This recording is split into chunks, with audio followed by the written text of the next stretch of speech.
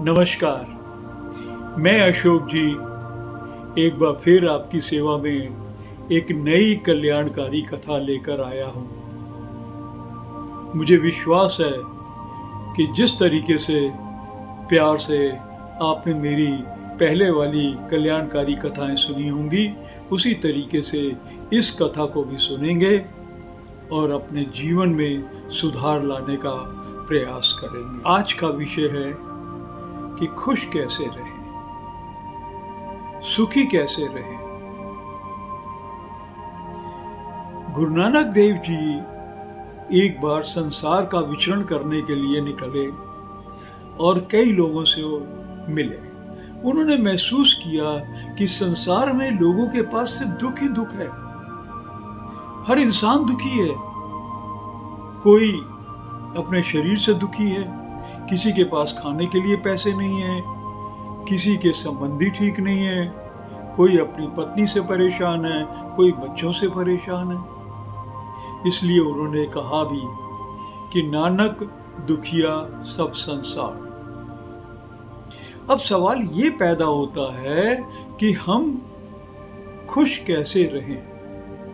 हर इंसान चाहता है कि वो हमेशा खुश रहे, कभी दुख उसके पास आए ही नहीं और सुख स्थायी हो। अगर स्थायी सुख चाहते हैं तो सबसे पहले हमें जानना पड़ेगा कि सुख दुख क्या होता है, सुख दुख क्यों आता है और स्थायी सुख कैसे मिले। अगर हम स्थायी सुख चाहते हैं तो सबसे पहले हमें एक ब्रह्म ज्ञानी गुरु की शरण में जाना पड़ेगा। ब्रह्म ज्ञानी गुरु का मतलब ज्ञान। जब गुरु हमें ज्ञान देता है तो हमें मालूम पड़ता है कि स्थायी सुख कैसे मिलेगा। ब्रह्म ज्ञानी गुरु ही सबसे पहले हमारा परिचय स्वयं से कराता है और ब्रह्म ज्ञानी गुरु ही बतलाता है कि मैं शरीर नहीं हूं, मैं तो एक आत्मा हूं। ये संबंधी, दुख, सुख, भोग, ये सब शरीर के गुण हैं। आत्मा संभव, कोई बैर नहीं, कोई दुश्मनी नहीं, किसी टाइप का कोई राग द्वेष मोह कुछ नहीं। आत्मा मन बुद्धि इन सब चीजों से बहुत परे रहती है। आत्मा अजर है, अमर है, ना इसका जन्म होता है ना कभी मृत्यु। इसलिए जो आत्मा के सुख में आ जाता है उसे स्थायी सुख मिलता है। इस चीज को हम एक कथा द्वारा समझते हैं। एक व्यापारी है, वो मार्बल का काम करता है। काफी बड़ी दुकान है, कई लोग उसके यहाँ काम भी करते हैं। एक बहुत अच्छा घर भी है, पत्नी भी है, बच्चे भी हैं। लेकिन हमेशा परेशान। क्यों भाई?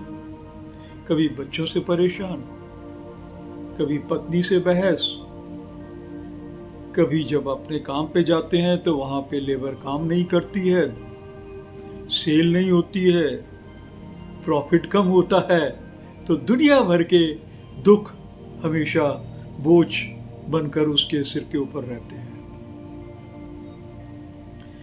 वो एक चीज देखता है कि उसके यहाँ जो काम करने वाले लेबर हैं वो पत्थरों की थापी के ऊपर ही रात को सो जाते हैं और एक पतली चादर ले लेते हैं, अपने ऊपर चादर ओढ़ लेते हैं ताकि उन्हें मच्छर न लगे। वो बड़े प्यार से सोते हैं। एक दिन उसने अपने बहुत पुराने लेबरर से पूछ लिया कि भाई ये बताओ कि मेरे पास मखमली गद्दे, बहुत शानदार घर, एसी, सब कुछ है, लेकिन मुझे उतनी प्यारी नींद नहीं आती जितनी की नींद आप इस पत्थरों के ऊपर सोकर ले लेते हो। इसका क्या राज है? तो उस लेबरर ने कहा कि मालिक, हम लोग तो एक लेबरर ही हैं, हमें इस चीज़ का कोई ज्ञान नहीं है।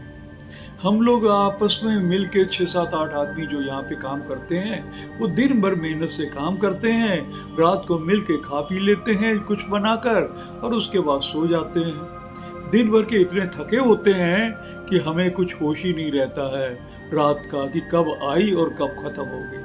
बड़ी प्यार की नींद आती है और फिर हमें मालूम भी है कि सुबह उठ के फिर से काम करना है। बस इसी में हमारी जिंदगी बीत जाती है। तो मालिक को तसल्ली नहीं हो जाती है। वो ये जानना चाहता है कि ये लोग इतने सुखी और खुश कैसे रहते हैं और मैं क्यों नहीं। एक दिन फिर वो उसी लेबरर से पूछता है कि भाई मुझे उतनी खुशी क्यों नहीं आती है। तो लेबरर ने कहा कि मालिक, मैं इतना ज्ञानी नहीं हूं। अगर वास्तव में आप जानना चाहते हैं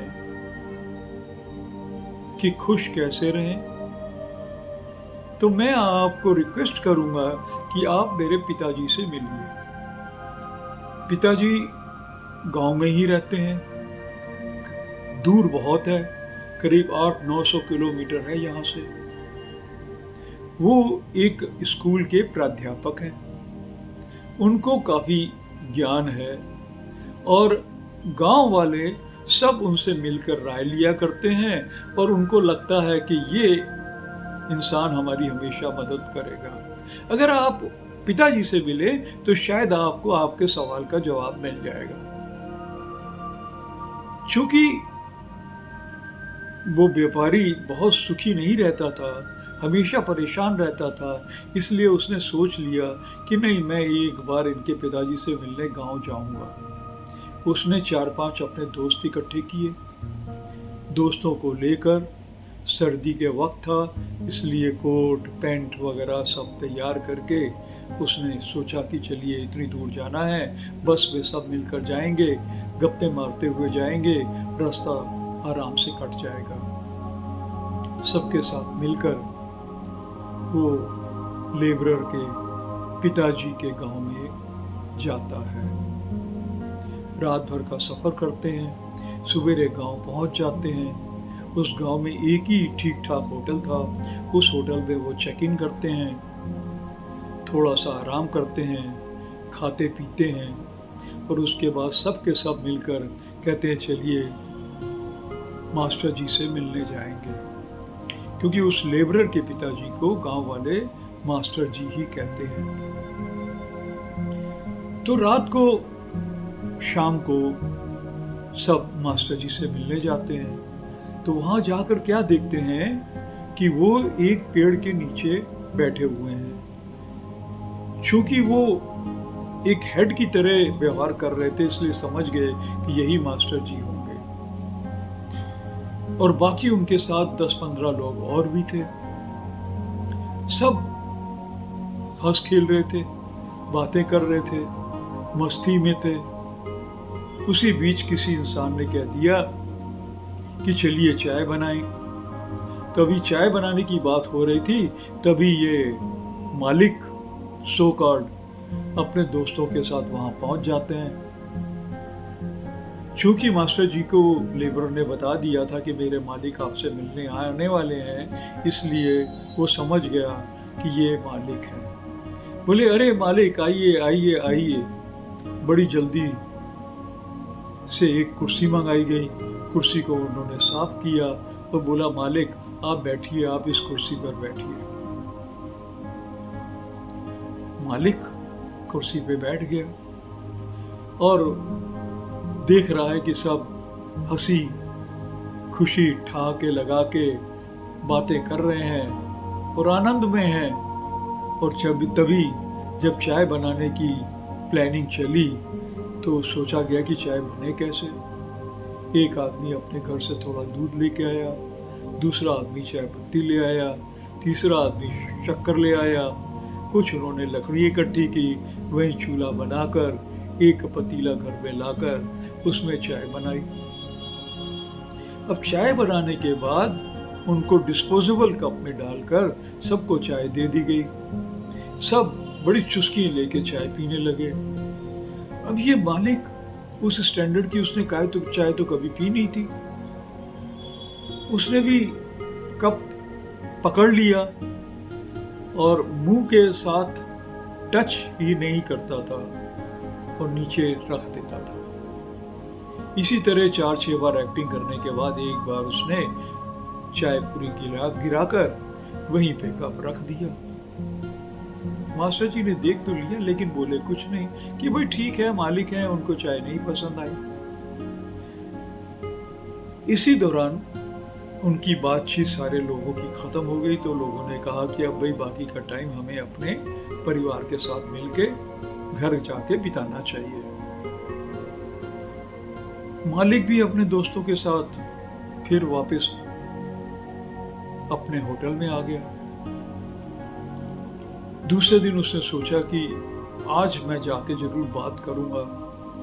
दूसरे दिन फिर खाना वाना खाने के बाद थोड़ा जल्दी चला गया कि रात को देर ना हो जाए, इसलिए खाना वाना खाने के बाद अपने दोस्तों के साथ फिर से मास्टर जी के घर की तरफ चल दिया। वहां जाके क्या देखता है कि आज वही गांव वाले सब आपस में मिलकर क्रिकेट मैच खेल रहे हैं। और क्रिकेट के नाम पर उनके पास क्या है, कुछ ईंटें खड़े कर दिए, वो स्टंप बन गए। कपड़े धोने वाला एक आध दो जो डंडा होता है वो ले लिया और एक रबड़ का बाल, और आपस में ये शर्त लगाई कि आज जो भी मैच जीतेगा उसको हारने वाली टीम खुद खाना बनाकर खिलाएगी। मैच चला, लोग बड़ा मजा ले रहे थे, चाहे किसी को खेलना आता था या नहीं खेलने आता था, लेकिन मस्ती खूब मस्त। उसके बाद एक टीम हार गई, तो हारने वाली टीम ने क्या किया कि वो जो लोग थे सब अपने अपने घर गए, थोड़ा थोड़ा आटा लेके आ गए और एक आदमी आलू ले आया और वहीं बैठ के उन्होंने खाना बनाया और खाने की तैयारी करने लगे। मालिक साहब फिर एक बार सोचते हैं कि अब इनको खाना खाने दीजिए, हम गांव अपने वापस जाते हैं अपने होटल में। फिर होटल में वापस आ गए। अब मालिक बड़ा परेशान हो गया कि मैं ठीक से इनसे बात नहीं कर पा रहा हूं, क्या करूं। दूसरे दिन क्या हुआ, उसने सोचा कि आज सवेरे सवेरे भी मैं जाकर मास्टर जी से मिल ही लूंगा। दूसरे दिन वो सवेरे रात भर सो भी नहीं पाया। दूसरे दिन सवेरे उठता है, नाश्ता वाश्ता कुछ नहीं किया, वही कुर्ता पजामा पहना था, पैदल अकेले चल दिया मास्टर जी के पास। मास्टर जी भी एक कुएं के किनारे नहा धो रहे थे, तो उनके पास बैठ गया। बोला, मास्टर जी मैं कुछ दिनों से बहुत परेशान हूं, मैं आपसे कुछ जानना चाहता हूं। मास्टर जी ने कहा, क्या जानना चाहते हो? तो मालिक ने कहा कि मैं खुश कैसे रहूं, स्थायी सुख मुझे चाहिए, कैसे मिलेगा? तो मास्टर जी ने कहा, सबसे पहले दिखावे का जो बोझ होता है उसको उठा के एक किनारे रख दो। आज तुमने दिखावे का बोझ थोड़ा हटाया है, अकेले आए हो, वही कुर्ता पैजामा पहन के, बगैर ये सोचे हुए कि मैं तैयार हूं या मालिक हूं, तो मेरे पास आ गए हो आप। तो मुझे लगता है कि आप मेरी बात को ध्यान से सुनोगे और शायद कुछ पते की बात होगी तो ग्रहण कर लोगे। बोलो, क्या जानना चाहते हो? मालिक कहता है कि मास्टर जी मुझे ये बताइए कि मेरे पास सब कुछ है, बहुत बड़ा घर भी है, एयर कंडीशन भी है, बिजनेस भी बहुत है, कमाई भी बहुत है, शादी भी हो गई है, 2 बच्चे भी हैं, लेकिन इतना सब होते हुए और एक से एक मैं अच्छा खाना भी खाता हूँ, कार में ऑफिस भी जाता हूँ, सब लोग मुझे मालिक मालिक करते हैं, तो भी मैं उतना सुखी या खुश नहीं हूँ जितना कि आप लोग मुझे सुखी और खुश नजर आते हो। तो मास्टर जी ने कहा कि मालिक, जैसा कि मैंने आपसे कहा कि दिखावे का बोझ हटा देना चाहिए और ये जानिए कि सुख बाहरी वस्तुओं से नहीं आता है। सुख भोग में नहीं है, सुख तृप्ति में है। सुख और खुशी ये अंदर की बात है, ये आत्मा की बात है। जब आप आत्म रस में डूबेंगे तब आपको असली सुख मिलेगा।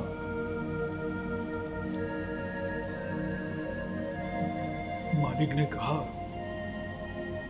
कि आत्मा का सुख मैं कुछ समझा नहीं, प्लीज मुझे ये समझाइए कि ये आत्मा का सुख क्या होता है। मास्टर जी ने कहा कि मालिक, इंसान सबसे ज्यादा प्यार किसको करता है? स्वयं को करता है। इसलिए आप देखते हैं कि एक इंसान बूढ़ा हो जाता है, शरीर से परेशान रहता है, बीमारी लगी होती है, ठीक से खा पी भी नहीं सकता है और कोई सगे संबंधी उसके पास बैठना भी पसंद नहीं करते हैं, लेकिन फिर भी वो मरना नहीं चाहता है। क्यों? क्योंकि वो स्वयं से बहुत ज्यादा प्यार करता है। और ये इस बात का प्रमाण है कि आत्मा आनंदमयी होती है। अगर आत्मा आनंदमय न हो, दुख पूर्वक हो, तो कोई भी इंसान जीना नहीं चाहेगा। मालिक, कभी आपने सोचा है कि कुछ लोगों में कभी कभी आत्महत्या का विचार क्यों आता है? आत्महत्या का विचार भी इसलिए आता है कि वो अपने आप को बहुत प्यार करता है।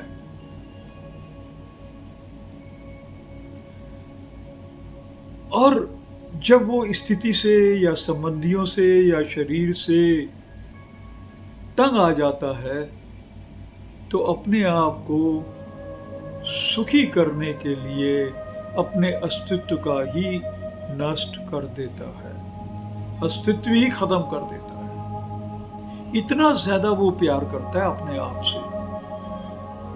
इसका क्या मतलब है? इसका मतलब ये है कि आनंद स्वरूप आत्मा है, उसमें ही स्थित रहोगे तो आपको सुख मिलेगा, शरीर में सुख नहीं मिलेगा। मालिक ने फिर सवाल किया कि मास्टर जी ये बताइए कि फिर इंसान सुखी होने के लिए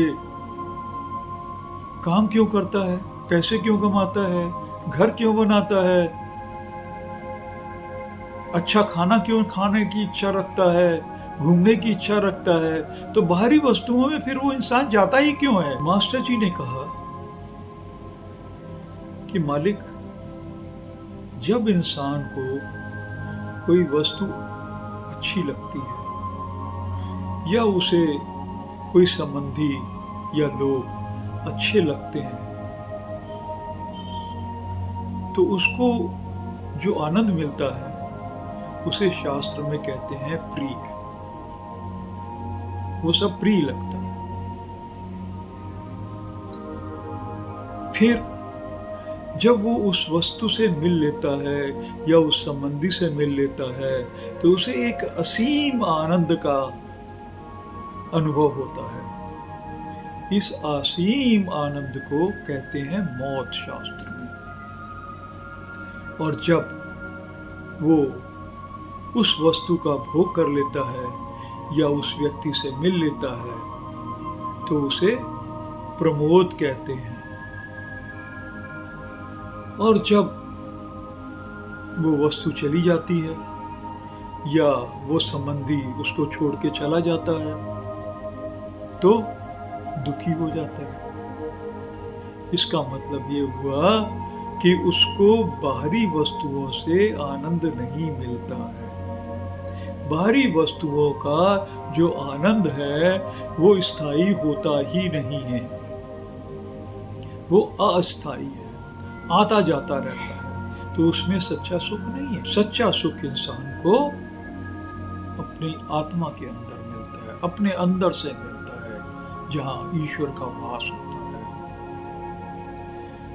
तो मालिक ने फिर पूछा कि मास्टर जी ये बताइए कि अगर सुख जो है वो एक अंदर की चीज है, बाहर की वस्तु नहीं है, बाहर की किसी भी चीज से कोई आनंद सच्चा नहीं मिलता है, तो मैं वो असीम आनंद क्यों नहीं महसूस करता हूं?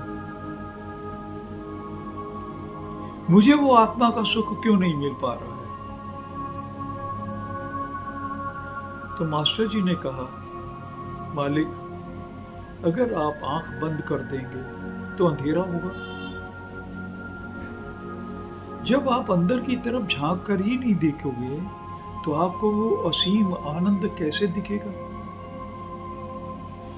और अज्ञानवश इंसान क्या सोचता है कि बाहर की छोटी छोटी इच्छाएं या ख्वाहिशों को पूरा करेंगे तो उसमें उनको सुख मिलेगा। लेकिन जब वो इच्छाएं पूरी हो जाती हैं तो और नई इच्छाएं पैदा हो जाती हैं, तो सुख कहाँ रहा? ये तो अज्ञानता की पावर है ना, जो आपको दुखी करती है। तो इस अज्ञानता से बाहर निकलकर ज्ञान में जब आप आएंगे और अंदर झांकेंगे तब आपको सच्चा सुख मिलेगा। मालिक ने फिर सवाल किया कि आत्मा का सुख स्थायी कैसे होता है? ये तो आपने बता दिया कि असली सुख आत्मा का सुख है, लेकिन ये आत्मा का सुख स्थायी क्यों होता है और बाहरी वस्तुओं का अस्थायी? तो मास्टर जी ने कहा कि ये मालिक, ये बताइए, क्या आत्मा का जन्म होता है? नहीं। मृत्यु? नहीं। क्या आत्मा में कोई किसी वस्तु को खाने पीने का कोई टेस्ट होता है? आत्मा तो कोई टेस्ट लेती नहीं। किसी आदमी में मजा लेती है? कोई रिश्तेदारी बनाती है? किसी टाइप का कोई बोझ ही नहीं होता आत्मा में। आत्मा में तो सिर्फ संभव है, सिर्फ प्यार ही प्यार है। वो सब जगह हर एक में सिर्फ आत्मा का वास दिखता है, उसको भगवान या परमात्मा समझकर उसी के साथ मित्रता बनाकर उसी में रहता है। इसलिए आत्मा का सुख जो है वो स्थायी होता है। कुछ मालिक को तसल्ली होती है, उसी समय घर से चाय बनकर आ जाती है और मास्टर जी एक कप चाय इसको भी देते हैं, बड़े प्यार से चाय पीता है। वहीं पे मास्टर जी के बगल में बैठ जाते हैं। ये भी नहीं देखा कि जगह गंदी है या साफ है। आज उन्होंने पूरी चाय पी।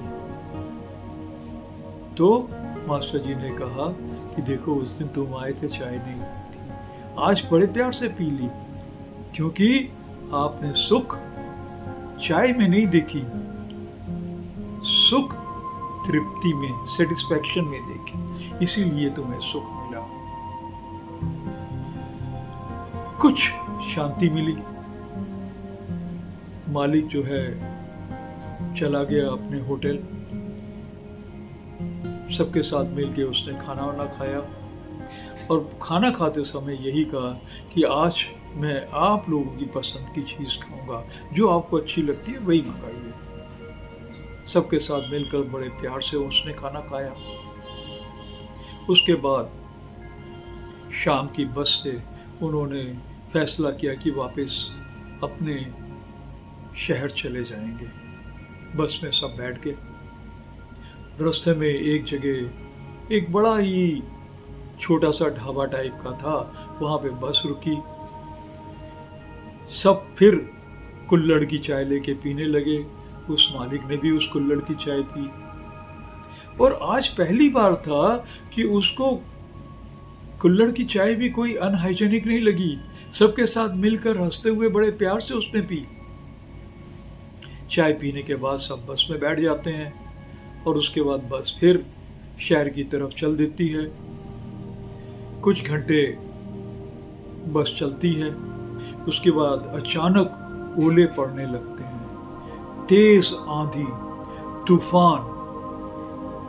लेकिन मालिक बिल्कुल ही डिस्टर्ब नहीं होता है।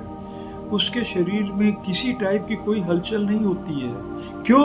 क्योंकि उसने ज्ञान प्राप्त कर लिया कि शरीर तो आता जाता रहेगा, ये तो नश्वर है, अरे इसको किसी दिन जाना ही है, तो इसकी फिक्र क्यों करें। कोई किसी टाइप का उसके दिल में डर था ही नहीं। कहा तो बस जो थी वो आराम से वहीं पे एक जगह रोक दी जाती है, क्योंकि इतनी आंधी तूफान में बस चल नहीं सकती थी।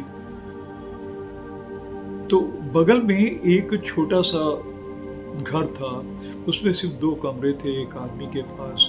इन्होंने 2 कमरे ले लिए और वहीं पर नीचे फर्श में बैठ के लेट के सब सो गए। क्यों? क्योंकि बस चल नहीं सकती थी और कोई जगह नहीं थी। आज मालिक को नींद भी बड़ी मीठी और अच्छी आई थी, सबके साथ गप्पे मारते हुए सो गए। सुबह पता ही नहीं लगा कि कब हो गई। ड्राइवर साहब जो थे बस के, उन्होंने आके कहा उठिए कि अब मौसम ठीक हो गया है, वापस शहर चले। बस में बैठ के शहर वापस आ जाते हैं। शहर वापस आने के बाद बिना व्यापार की बात सोचे हुए वो सीधा घर चला जाता है। घर जाने के बाद बच्चों के साथ मिल के बड़े प्यार से नाश्ता करता है।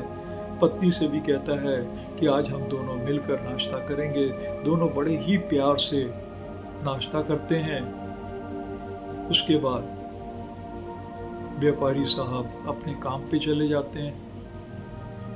सबसे पहले वो अपने काम के स्थान पर क्या करते हैं, 2 कमरे बनाते हैं। जितने उनके साथ काम करने वाले लोग थे सबको उन कमरे के अंदर कहते हैं कि तख्त बिछा दिया गया है, गद्दे लगा दिए गए हैं, पंखा लगा दिया गया है, आप लोग भी आराम से इस कमरे के अंदर सोया करिए, बाहर मार्बल के ऊपर मत सोइए, मुझे अच्छा नहीं लगता है।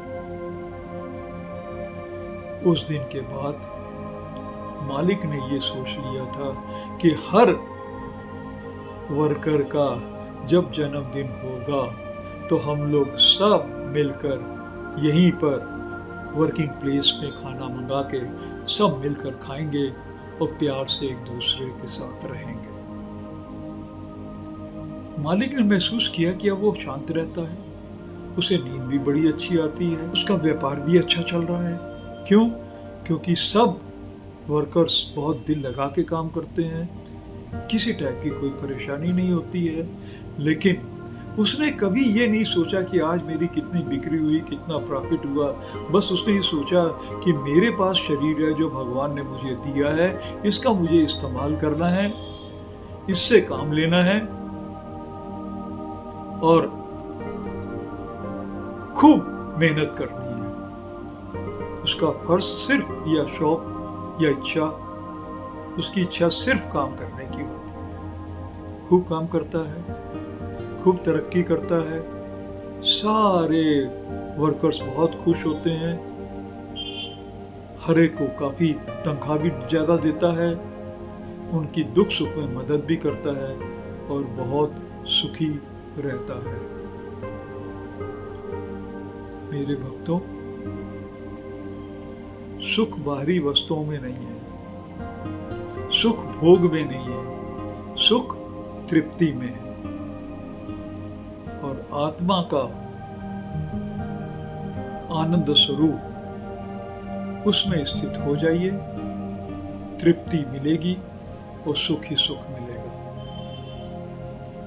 ईश्वर करेगा कि आप सब अपना ध्यान बाहरी वस्तुओं से हटाकर अपने अंदर आत्मा में स्थित हो जाएंगे और चरम असीम सुख का आनंद लेंगे।